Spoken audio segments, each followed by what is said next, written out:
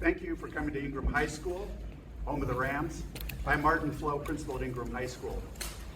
As the principal for the last 18 years at Ingram High School, I've seen the changing needs for our youth in the city around mental health supports and the pressures that the students now have that future or past generations didn't have to deal with. I'm really excited for the unified approach to mental health that the city has taken. And again, welcome to Ingram High School, and I'd like to introduce Dr. Brent Jones.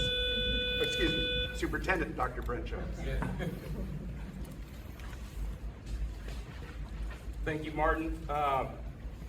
This past few years have been extremely challenging for Seattle students, but they've shown tremendous strength and resilience. The COVID-19 pandemic and subsequent remote learning just disrupted some of the social-emotional opportunities that they had to grow and develop. But our youth have, again, been resilient, and they deserve investments from us as adults who are managing organizations that bring resources to our students. Seattle Public Schools has been working with mental health professionals, trying to make sure that we are resourcing social workers, mental health professionals, and doing all kind of things for partnering with entities like the City of Seattle and other entities to provide services for our youth. This initiative, Reach Out Seattle, is really about us coming together. We have 12 sectors that are going to be thinking about ways that we can be proactive and reactive to situations that students get involved with. But it's our collective energy, our collective effort that's going to make this so powerful.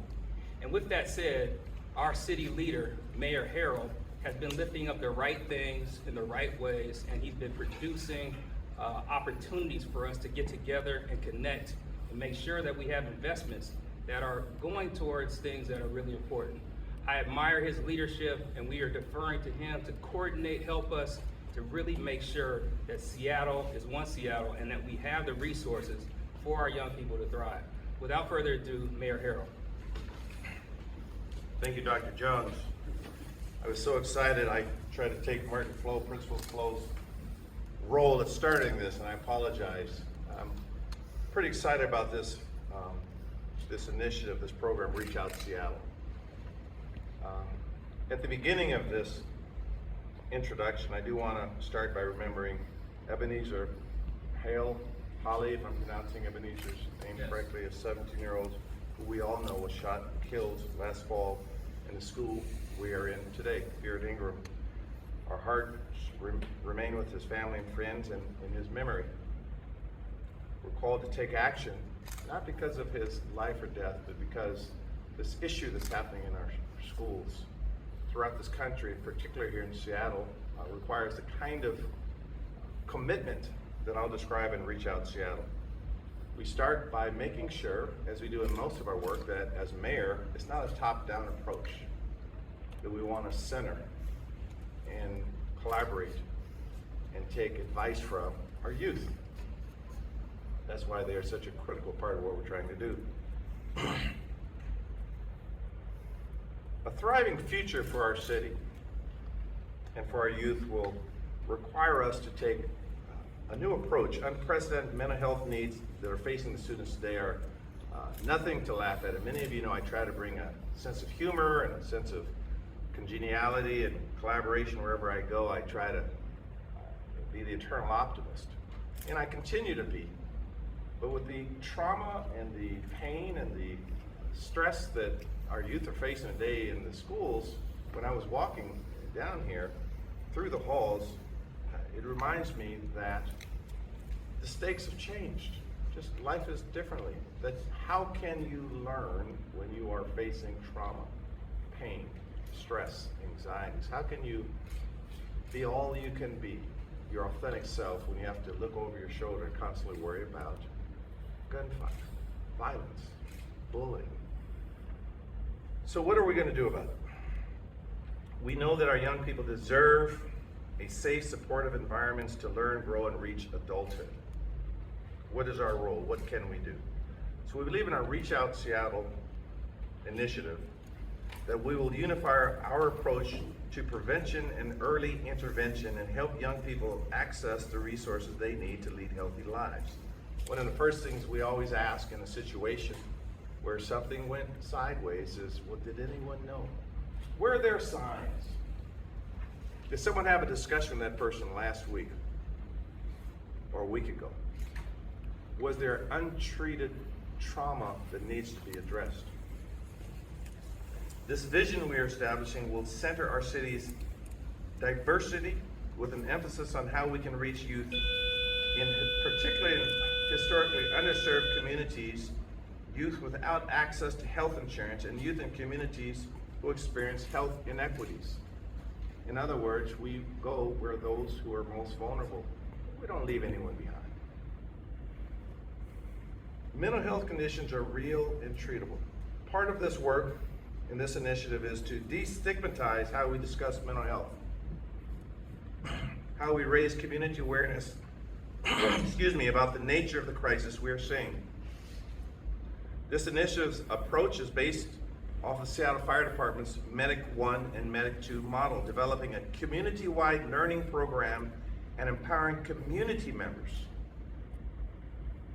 family members, neighborhood organizations, and I'll talk about it's centered around 12 sectors in a minute. I'll describe those sectors. How we equip them and program them and prepare them and educate them to recognize the signs of youth in psychological distress. Critical work. These community learning programs will be created with input from our youth to make sure it meets their needs. That's why I started by saying it's not going to be a top-down approach. Along with the expertise of our first responders and local mental health providers like Seattle Children's Hospital and other partners. Youth experiencing mental health challenges deserve compassion, care, love, support from adults. We must instill hope and teach them it is okay to reach out for help. Quite candidly, I even tell my own staff that. I tell everyone around it's okay to reach out for help. By focusing on the youth, we can disrupt the progression to adult disease and create a healthier future for our youth and our entire community. This is upstream work. Effective upstream prevention and early intervention can prevent severe mental illness, decrease the need for intensive inpatient hospitalizations, and ultimately reduce the risk of relapse of related mental health conditions. This new initiative will complement the $9.4 million investment the city made in our 2023 budget that we passed to expand mental health resources at school-based health centers. Part of that investment includes a new student mental health supports pilot program through the Department of Education and Early Learning, and our director here, Mr. Chappelle, is here, and we're pleased that one of the pilots will be launched right here at Ingram High School. We have some excellent leaders here today that will speak more in depth about this exciting Reach Out Seattle.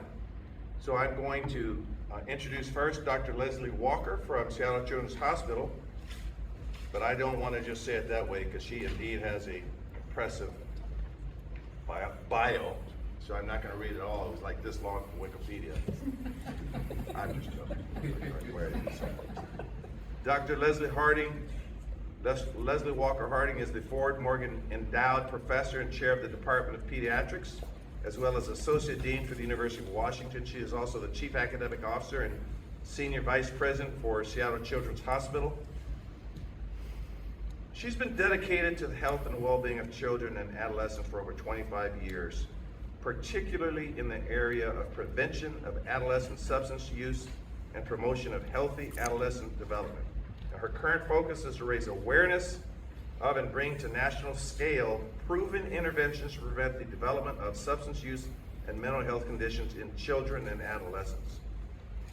So I'm gonna stop there before she takes the podium and say, when you're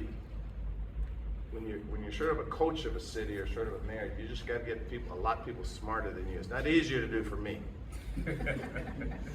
But you have to get superstars who are committed to this kind of work, the best of the best.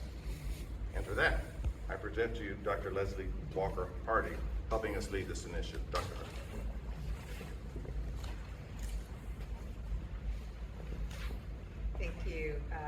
And good morning, and thank you, Mayor Harrell, for that long introduction. It's really wonderful to be here today to be able to help kick off this important youth initiative. As Mayor Harrell said, I have spent a lot of time working with adolescents around prevention, intervention, and treatment of substance use, mental health, and behavioral health issues that affect adolescents and young adults. So this is very important to me and to the city. As the mayor noted, national surveys of young people have shown alarming increases in the prevalence of mental health and behavioral health challenges. Prior to COVID-19, the CDC data stated that 1 in 5 young people was dealing with a mental health disorder. Since COVID time, there are some studies that are saying now it's more like 1 in 3 adolescent youth are dealing with the mental health disorder, and in particular adolescent girls.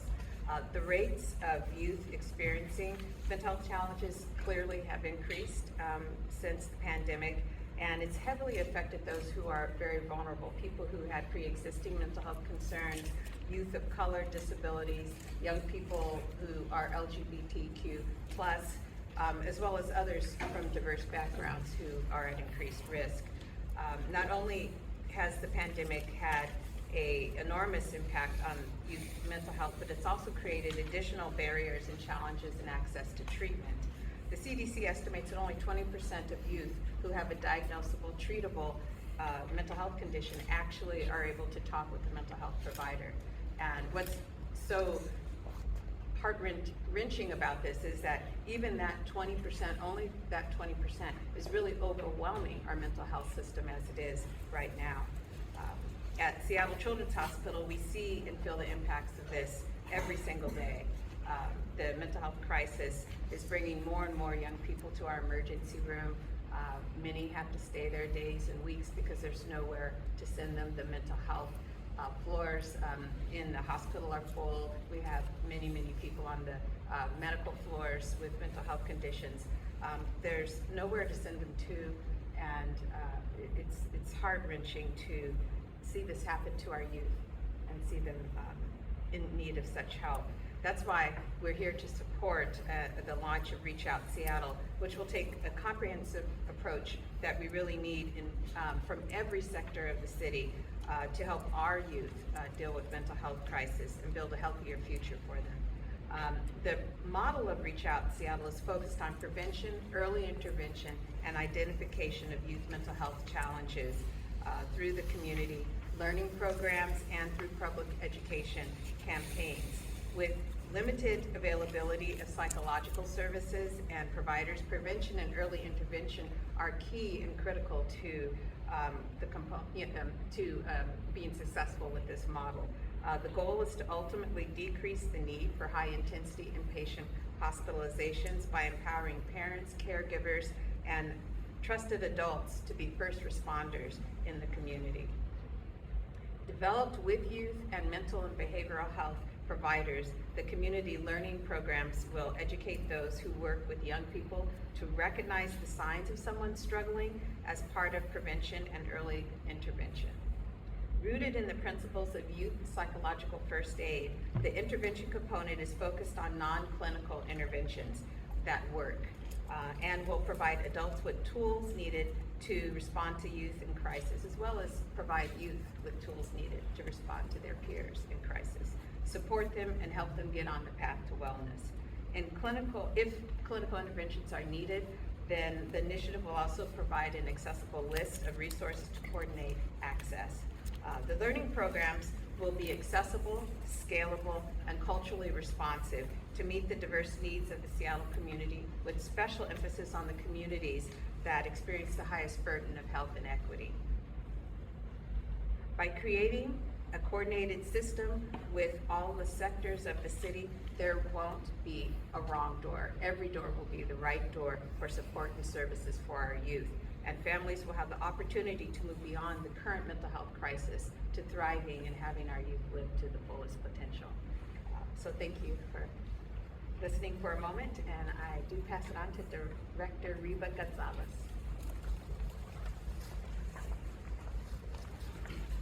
Good morning, everybody.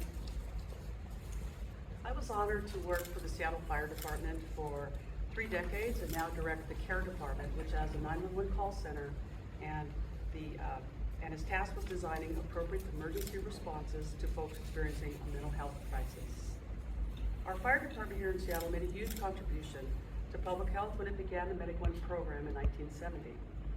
This is when the first group of firefighters were trained as paramedics with help from Harborview Medical Center and the University of Washington. The success of Medic One taught us that the community can play a crucial role in prevention and rapid response to an emergency, and that non-medical professionals can play a significant role in saving lives. Building on the successful community engagement approach of Medic One and the Medic Two program, which started in 1971, to provide training classes in CPR and choking techniques. It was prompted by research showing that prompt bystander CPR and doubles a patient's chances of becoming a long-term survivor. Reach Out Seattle is inspired by the Medic One and Medic Two training programs. When we think about how to strengthen youth resiliency and prevent mental health crises from happening, we can learn from the grassroots engagement approach Seattle Fire took to community engagement. We will survey the landscape for what people and institutions interact with our young people, and especially identify who has influence, and craft an engagement strategy that is appropriate for the audience. We will leverage the resources of libraries, community centers, and private sector. We will design training for people who are not necessarily subject matter experts and craft messaging that is clear, concise, and memorable. We will raise public awareness about what a mental health crisis can look like, especially at early stages, so our young people do not go into adulthood without the tools they need to be successful. Research consistently demonstrates that mental health crisis is often not identified or treated until around 14 years after some symptoms appear. Think of all the suffering that could be alleviated or avoided if we could close that gap. I know that the kind of change we want for our young community requires every part of our community to come together in a united commitment. This is the spirit of One Seattle, and we are so honored to be part of this. These are our kids, and they deserve our very best effort. I'd like to now introduce Keaton Soni, who is a Seattle Student Union representative.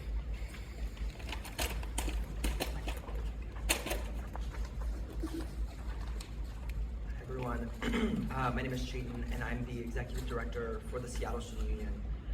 We're an organization dedicated to making positive change in Seattle and Washington State through student activism. First of all, I want to thank all the city leaders here today announcing this program and the introduction of Reach Out Seattle. As a student, I, along with my peers, grew up in an increased crisis of gun violence across the country. Since elementary school, we've had to practice active lockdowns, hiding in a corner, pulling down the blinds, and staying absolutely, completely silent because we knew one day our lives would depend on it. During a lockdown, you don't know what's happening or why. You just remember your teacher hiding you as they hear jiggling or shaking of the doorknob and then the pounding of the door. In middle school, I was in 2 lockdowns. 2 lockdowns within the same year, 2 moments where we knew that whoever it was, they were coming. That feeling stays with you and it never goes away. Every single hour and every single day. That is how often students, staff, and teachers think about gun violence in school. Gun violence and youth mental health are interconnected like no other issue. Mental health issues also continue to rise among youth. A new study from the CDC points out that 45% of youth had poor mental health, and within the last year, 22% have seriously considered suicide. That's an increase of over 10% over the past 10 years. Over the past 2 years, I've watched as my classmates' mental health deteriorates, somewhat over the weight of social media, but I've noticed something else. Once students realize the crushing weight of the world's problems, climate change, mass shootings, huge economic disparities, COVID-19, and I'm sure there's more that I'm missing, things can start to get hopeless. Gen Z is the most tapped into current events, but it can come at a severe cost. To all the youth listening, know that we see you, we hear you, and we're here for you. Adults need to be able to talk to youth about these issues and create spaces, both in school and out of school, where students and young people can feel like they belong. whether that's through increasing counseling services available at schools, or simply just having a teacher or identifying who to talk to, we need to know that we have a support system. We not only need a support system, but when someone is in crisis, adults need to do everything they can to reach and calm that student or young person down. It's gonna take all of us to solve this increasing crisis. Thank you. I want to now.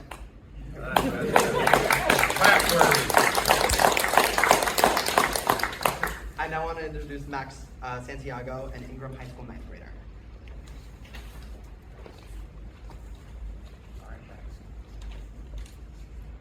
Hello, my name is Max Santiago, and hi, my name is Max Santiago. I'm a ninth grader at Ingram High School, and today I'm here to talk about mental health importance. Over the past 3 years, mental health. Thank you. That's not for amplification anyway, it's just for recording. Over the past 3 years, depression and suicide rates in teens has increased. But why has it increased? Well, that's because of COVID-19. Teens over COVID-19 experienced a lot of isolation, and through that isolation, not being able to talk to people or knowing how to deal with the weight of the world at the time. The after effects of COVID led into serious depression for teens. And it's important to talk about this and understand it so that we can figure out ways that we can get resources out there for teens who are struggling and understand what it is like to really be a teen at this age and time. Because most people would think of teen mental health as the time of when they were a teenager and go straight to how things were for them, seeming like that time was worse. But everybody's going to go through something, and it's going to go in different ways, but it matters, and it matters now. So that's why it's important to talk about mental health. Thank you.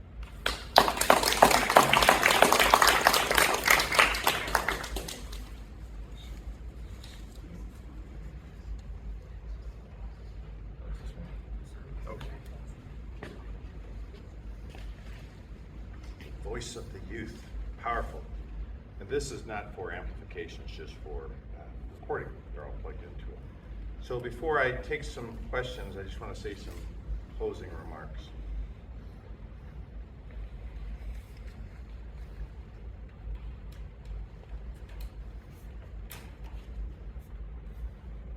This work, this concept, this effort, there's a few folks I'd love to thank, including the First Lady, my wife, Joanne Harrell. I'd like to thank her publicly, and I'm going to thank some other people, but I want to just sort of use that as an example. That Joanne and I have been together a long time, and even though I try to keep a happy face on all the time, she could always tell when something's bothering me. I'm smiling. What do you mean something's bothering me? And I say that to say that the safeguard that at least we have in our family to detect pain or anxiety or concern, that we have that. Many people do not. And sometimes it's untreated and asymptomatic. And this work that we heard from our youth, that is why this is so important. And having said that, I want to go down the list to thank a few other folks. Our Executive General Manager, Adiam Emery, Dr. Janine Jones from the University of Washington, Dr. Walker Harding, who you heard from Seattle Children's Hospital, Jean Anderson. Where's Jean? She fixed that mic and stuff, because we all know who Jean Anderson is. Thank you for your passion for this work and your leadership. Seattle Department of Education and Early Learning, Seattle Public Schools, Seattle Student Union Representatives, Cheaton Sony and Nori Goldberg. I slaughtered your names, right? Was I in the ballpark? In the ballpark. Okay, that's all right. That's okay. Public Health in Seattle and King County. The Seattle Channel produced some excellent public service announcements to raise awareness, the importance of youth mental health, that you will soon see on social media and television. We have to get the word out. This is almost like we see the symptoms of it. Now we want people to know that we're trying to actively and intentionally address the issue. I also want to advertise that this evening we'll have a teen town hall and resource fair tonight at Langston Hughes Performing Arts Center from 5 to 7 p.m. I'll be there, and many of our cabinet members will be there, again, to have a dialogue with our youth about resources available and about this effort that we're talking about this morning. This event is an opportunity for our youth to learn more about city and community resources available to them, like employment and recreational opportunities, is what I'm talking about tonight. So we're excited to host that this evening. And I want to thank all of you, everyone here that doesn't have a camera in front of them. I want to thank all of you for your support. When I talk about One Seattle, I talk about everyone just coming together as one, recognizing on this particular issue the assistance that our youth need. But more importantly, the opportunity we have to give them assistance. Exciting stuff.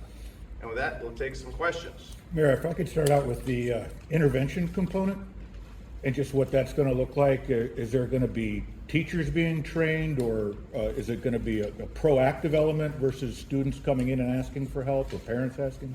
Yes, let me take a shot at it, and then I'm going to ask some folks around me might be able to put a little more meat on the bone. So I early announced that we're looking around 12 sectors. Let me describe those sectors. Our youth, of course, parents, businesses, media, schools and school-based health services, youth and family serving organizations, including those focused on youth who are homeless or unstably housed, first responders, designated crisis responders, our unified care team, religious organizations, civic volunteer organizations, including those serving immigrant communities, healthcare providers, state, local, and tribal governments, and other organizations involved with youth and mental health care. So what we've identified are 12 sectors, if you will, where we'll get them the training, the education, the resources, the ability to recognize those who must be treated and dealt with and get them to the right resources. So it's a sector strategy identifying where we think we could most effectively and efficiently reach our youth who are in need. So what does that training and intervention look like? You mentioned it being like a concept and an effort. Is anything concrete right now? Yeah, I'll maybe refer to someone that has a DR in front of their name. Would you like to, this Dr. Jones, maybe she could hum a few bars. Thank you for the questions. This is what we're doing is building the intervention component on principles of psychological first aid, which is a evidence-based approach to doing interventions for mental health when people are in crisis. And so the principles that we selected are safety is the first principle. Second is calm and comfort. A third principle is empowerment or self-efficacy. A fourth is connection, and the fifth is hope. And so by taking these 5 principles, we're designing a program where people are going to learn practical strategies on things to focus on, as well as getting scripts for things to say in response to a crisis or a concern. And so we want to build it out in a way that speaks to people that are not mental health professionals per se, that any one of us can use it. And the idea is that we're supposed to be able to be equipped with the skills to respond to the mental health needs of youth. But nothing is done yet. That training is not available yet. Not available yet, but it is outlined, yes. Do you know what a timeline for it? Do we know what time it is? Which thing? Fall is the intended timeline. And will it just be the social media and media ads? How will it get dispersed to people? Did you hear the question? So, go ahead. Yeah, so this part is, sorry, I was not prepared for this.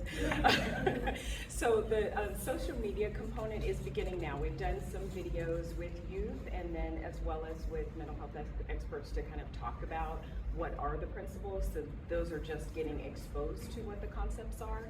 And then the rollout will actually be including individual, kind of teach the public. So having intervention opportunities to learn and actually continue to communicate within small groups so people can learn in their own settings.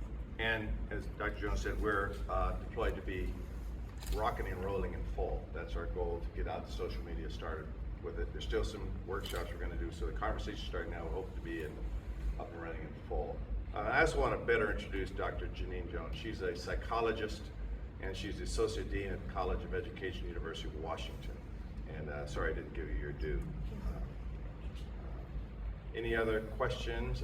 Yes? Yeah, you mentioned substance abuse and how you want to lead with compassion. Given the decision and the vote by the Seattle City Council last night, and kind of what's up in the air regarding prosecuting people for drug possession, what is your stance on youth intervention? Is treatment the first option, diversion tactics? What's the plan for substance abuse? It is. And what I'll address the issue about the city council, that's what we're talking about. That I've tried to make it very clear from this administration's standpoint, we lead with intervention, we lead with treatment. That people who are suffering from both mental illness or drug misuse, health issues, it's a health issue. And when I talk about One Seattle, I quickly talk about compassion and love. And again, walking the streets of Ingram just sort of reminds me when I was a kid in the dinosaur ages, you get a little scrape or a little fight with someone, then you see the person next day and you brag about who won because no one really knew, and life goes on. There was no social media bullying, there was no gun play to the level you see it now. And we know why people sometimes will go left or go right into a life of just not good things. I'll just put it that way. So yes, we will lead with intervention, we'll lead with prevention, we'll lead with care, and most importantly, we turn to our academicians for best practices. That's why we're so fortunate to have this kind of talent on our intervention work. So yes, we will lead with intervention. But the legislation that was voted on yesterday had no funding or mention of treatment. So what is the diversion plan for the youth or the adults regarding treatment in Seattle for substance abuse? So let me ask you a question about, I think, the post-Blake decision. I think, is that what you're alluding to? So I'll just be direct, okay? Because you're in the next several weeks, and I talked to Councilmember Lewis this morning. The next several weeks, I'll be meeting with several people, including the city attorney, the prosecuting attorney, Lisa Mannion, health specialists, treatment providers, people that are our police department, our law enforcement advocates, to come up with really what I'll call the spirit of a post-Blake world. Okay. What happened yesterday at the City Council, for those that followed it, I watched portions of the hearing, that the process, I think, was less than ideal. That what should have happened is, when we look at the first issue comes up is, what is the spirit of the law? What are we trying to accomplish? What is the culture in Seattle? Under my watch, it's going to be one of compassion, one of treatment. And I'm asking our officers in this work that we're going to do is to look at it from put it in very simple terms, two lenses. One is the person a threat to themselves? Are they unhealthy?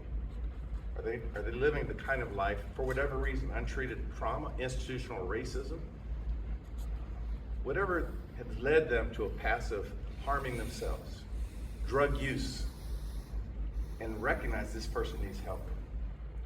On the other lens, are they a threat to others? The fact of the matter is, we have to make lawful and constitutional arrests when people are a threat to others.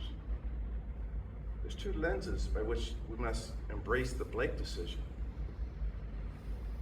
I publicly talked about the war on drugs, and talked about my experience growing up in the Central District in the 60s and the 70s, and the devastation it took on families and communities. We're doing some of the reparation work right now. So we're not leading with let's just arrest everybody. That is not the spirit of what came out of the Blake decision.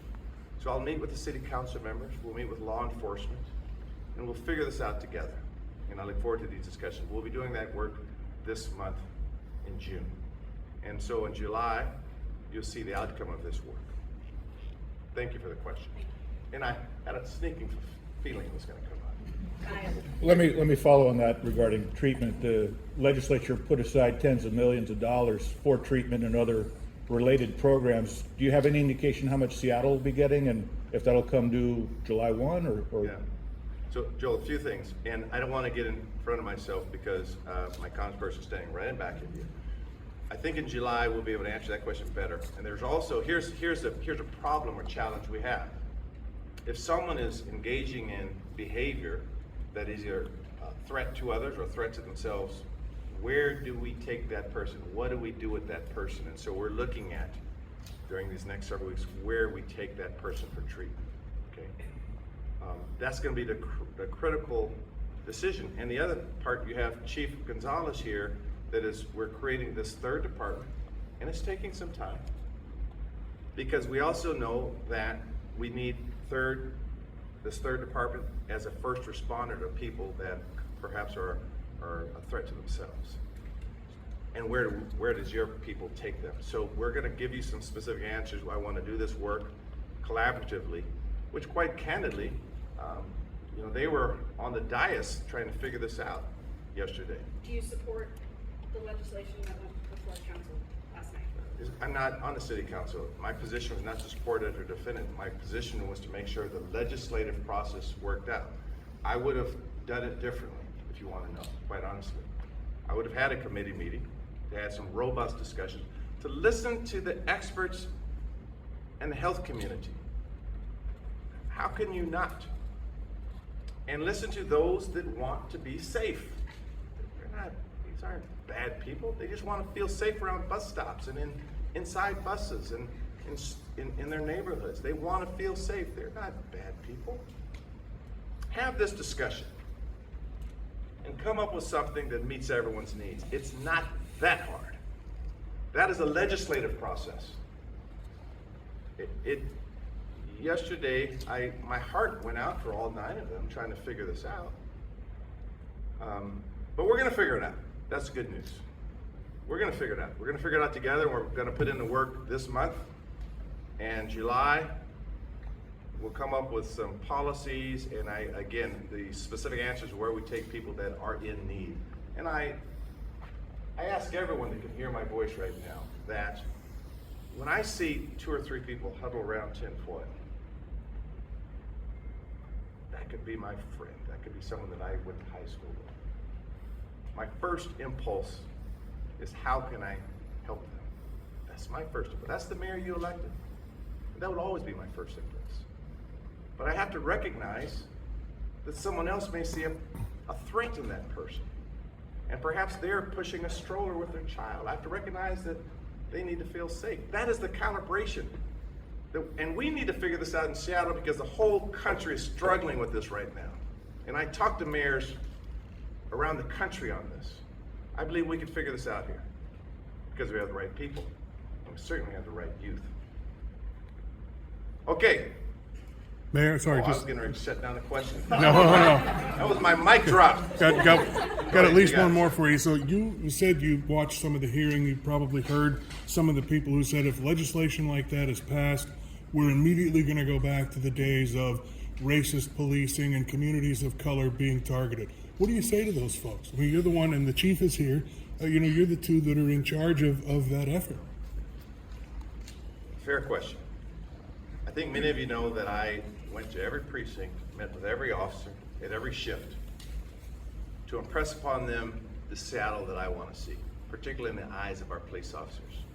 You look at our submittals to the federal court from the consent decree, you see our use of force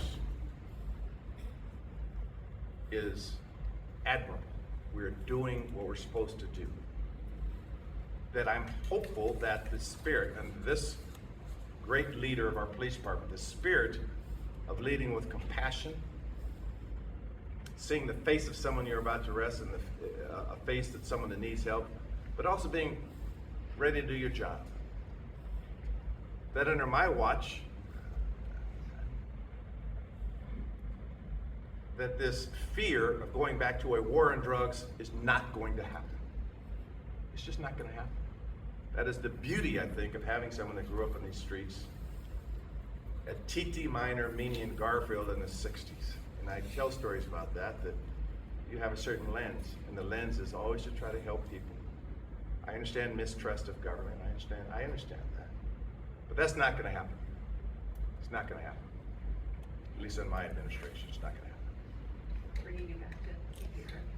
After the tragedy that happened in November, the student union asked that they bring the ratio from 300 to 1, 300 students to 1 counselor down to 200 to 1. Has any headway been made on that effort? 300 counselors, I'm gonna turn to a Quaker. Bulldog to a Quaker. Can you help me up on that one? So we're trying to create an ecosystem of safety and wellness for our students. And we're trying to treat the need instead of ratios. So we're trying to understand collectively, that's why you see this group of people here, what can we do as a collective, as a partnership, to find resources, to be resourceful for how we can provide services to students. I wouldn't focus on the ratios because the ratios are a made up thing.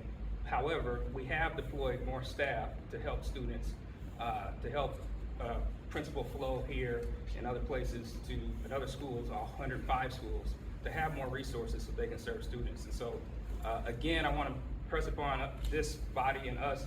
When we talk about One Seattle, we're trying to create this ecosystem. We can't do it on our own. We're trying to do this in a collaborative way with evidence-based research, with some of the enforcement folks, mental health professionals. All of us are coming together to try to wrap around not just Ingram, but this whole entire city and this school district. And so I think you'll see our efforts being braided together over the next year or so. Thanks, Dr. John. Sorry, for anyone who wants to answer. The term psychological first aid, can someone unpack that? I just think it's a very interesting term that I've not heard before. Psychological first aid. I know I didn't use that term, so I'm not going to field that one. Would anyone like to take a shot at this? You didn't read the fine print when we asked you. So that is a term there is actually a package of ways that people have designed the interventions to support people when they're in crisis. And the reason why we say psychological is because oftentimes we don't make the connection between mental health and health. We separate them, and most people don't pay attention to the fact that mental health is health, that they're one and the same. The body doesn't know the difference between the two. So when we talk about psychological first aid, we're doing that intimate care for what our minds and bodies need without paying attention to the other parts that we usually do when it's first aid, like taking care of stopping bleeding and those kinds of trauma. The reason why the PFA approach or psychological first aid approach is used in crisis is because we often forget that people have to have immediate needs taken care of first. And so it gives us a way of being able to address those immediate needs and then moving to the ongoing long-term. Mental health approaches are typically long-term, regular, ongoing interventions, but psychological first aid is intended to be that first thing that we do. It's not about the drugs, I promise. Regarding this, Garfield High School recently had 3 shootings outside of it. No students were involved, but given that and the incident here, the recommendations were made to increase security, video cameras, those sorts of things. What is kind of the line, I guess, that you see between, safety and also comfort? If students are being watched or, metal detectors, is there any psychological kind of negative impact on students feeling like they're being watched all the time? Dr. Jones, do you want to answer? Chief, maybe you could. Did you fully understand the question? Because I got lost. Does it make sense? A little bit, and I'm actually going to go back to the psychological first aid because actually this is actually it's actually good because it's actually been part of our work as well. You want to have you want to get people to understand that it's normal to not feel normal in abnormal situations, especially when you have shootings that have happened around Garfield, or you've had a shooting inside of Ingram High School, and you're having to take that first several days for just to unwind and unpackage that, because you have to make sure your needs are being met, but also then trying to get into some level of normalcy in practice. So when we talk about safety and security and stuff, people immediately say, like, we need officers to be present, or we need security staff to be present. But you're also trying to make sure that the emotional need is being addressed as well. And so that's really what this program will be about, is really trying to make sure the emotional need is being supported. But when it comes to actually safety and security, we are working closely with the schools. Not necessarily, it's not going to be necessarily having officers drive around, constantly, because we don't want the youth to feel that level of trauma. That is there some concern that I'm going to have an issue go on? We do get threats, routinely throughout the schools, and we have to assess and triage and try to determine, like, do we need to have a presence? And sometimes we want to try to minimize that presence because we don't want to create trauma among youth. When a student says they've been in a lockdown a couple times in a year, and I can tell you one school has been in a lockdown, they were in lockdown 7 days out of a 14-day period just a couple years ago because of the location of the school and where it's at.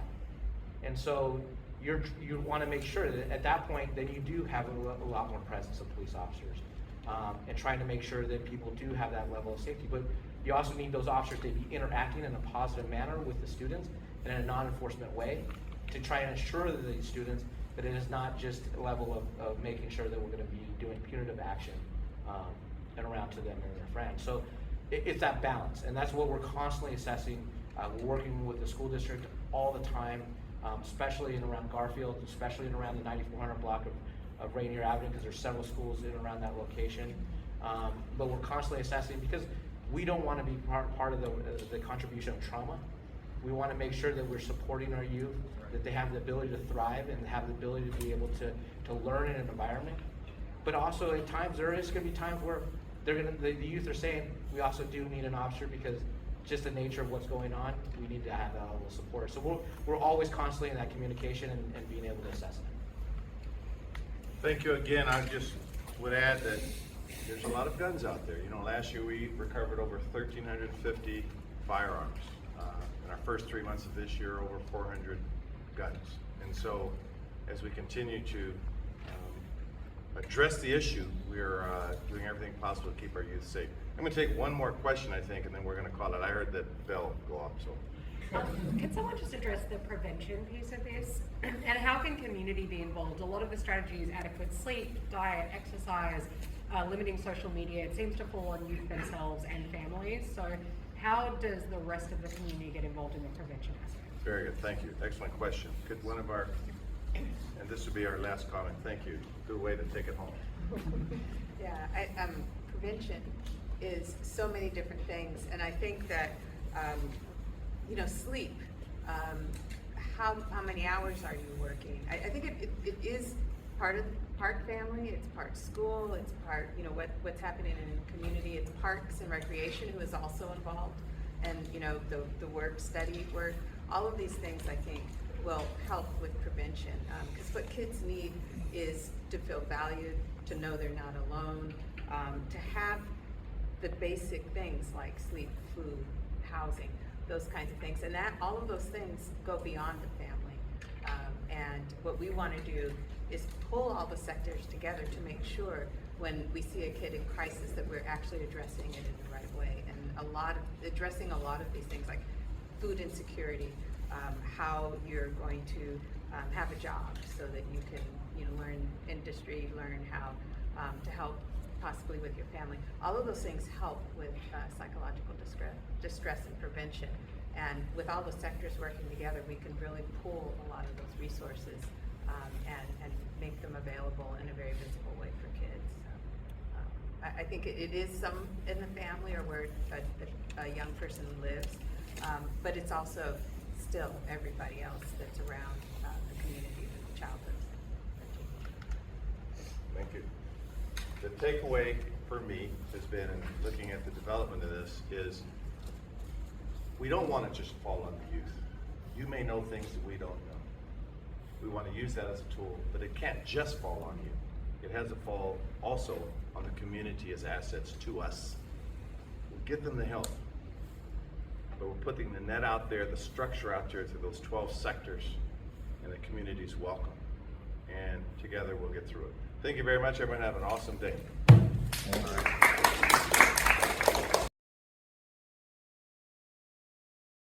So this is Chayton Sony with the Seattle Student Union. Chayton, first let me ask you, how old are you?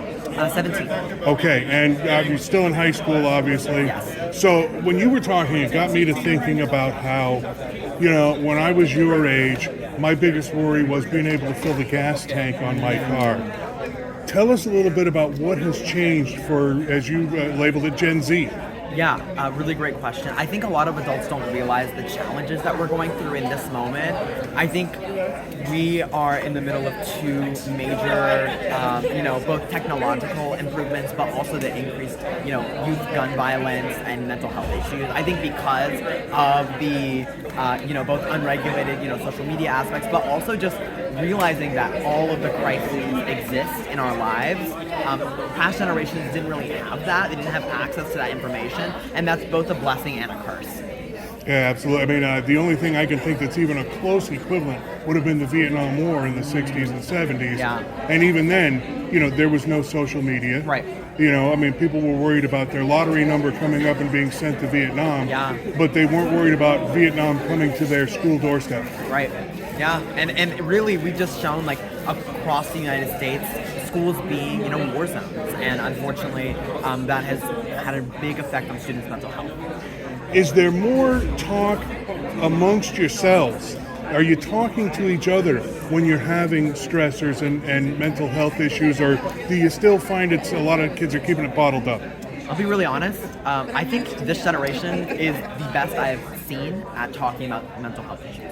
I think it is really amazing. I'm really proud of at least the Seattle area community and the youth about talking about it, because really we're after the destigmatization of youth mental health and mental health issues. So when you see a program like this coming in, does it give you hope that you're gonna, that there might be some more progress and some more help available? Yes, it gives me a lot of hope knowing that, adults are listening, city leaders are listening, and I really hope to continue the work. Do you think young people will open up to it, or do you have any concern that they might? Because I remember how when I was young, I didn't necessarily want to talk to people when I was, not feeling right. I understand that, and I understand that some youth may be hesitant. I will say again that with youth and of this generation being really responsive to talking about mental health, I think that there's a different dynamic, and I think there's a cultural shift going on right now in our generations, and where youth mental health is now being talked about, and mental health is being talked about, and I'm really proud of that. Last thing, any advice that you have to a young person who might be feeling some depression or some issues? We see you, we hear you, you're valued, and you're loved. I think that's fair. Chayton, thanks for that. Of course.